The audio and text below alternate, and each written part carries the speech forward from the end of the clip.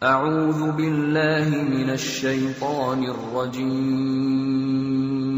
بسم الله الرحمن Kita telah bersama kita. Syukron Pak Gubernur telah hadir.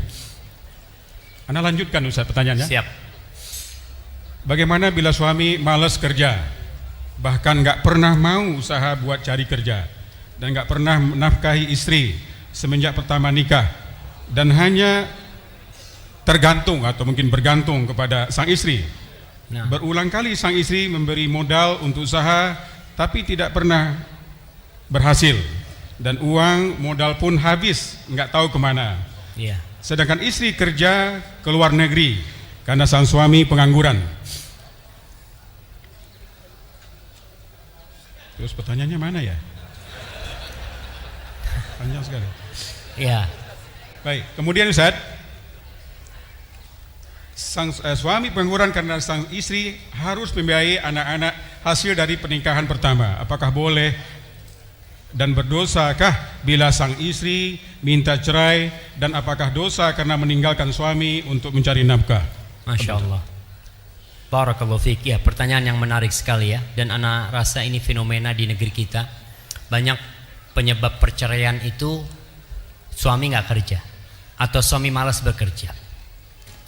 Apa solusinya sebenarnya? Yang pertama, kau perlu bertanya, kok bisa kau dapat suami kayak gitu? Naam, kan lelaki itu banyak, maksudnya wanita itu pun juga memilih gitu.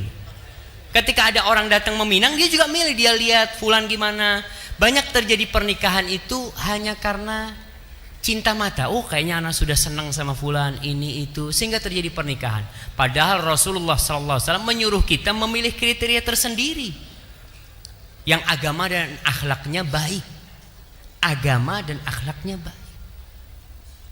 Pernah Hasan al-Basri diajak musyawarah oleh satu orang. Orang itu kayaknya orang berduit ya. Dia tanya, aku ini mau kawinkan anakku sama siapa? Apa kata Hasan al-Basri? La tuzawwij ibnataka illa min taqi. Kau jangan nikahkan putrimu kecuali dengan orang yang bertakwa. In ahabbaha akramaha. Kalau dia cinta sama istrinya, istrinya akan dimuliakan sama dia. Wa in karihaha lam yadhlimha. Kalau dia benci sama istrinya, suami tidak akan membolimi, karena dia bertakwa sama Allah. Aku nggak takut sama siapa, aku takut sama Allah SWT. Maka itu yang perlu ditanyakan, kok bisa aku dapat suami kayak gitu? Mungkin karena masa lalu yang tidak benar, dan dia harus kembali kepada Allah SWT, bertobat, agar Allah bisa memperbaiki suaminya insya Allah. Lalu bagaimana? Apakah dia boleh minta cerai? Kalau dikatakan boleh, boleh saja tatkala suami tidak memberikan nafkah kepada dia. Dan seorang istri seharusnya tidak meninggalkan suaminya.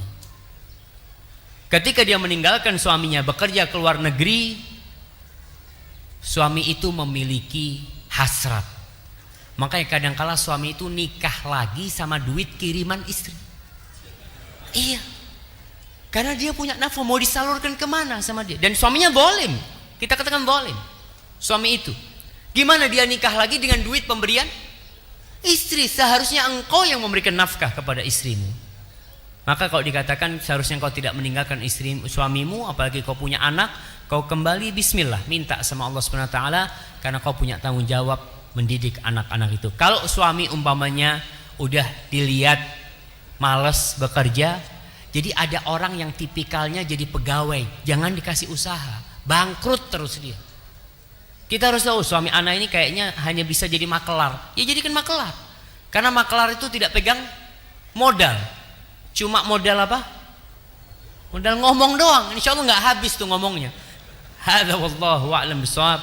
Sallallahu ala nabiyina Muhammad.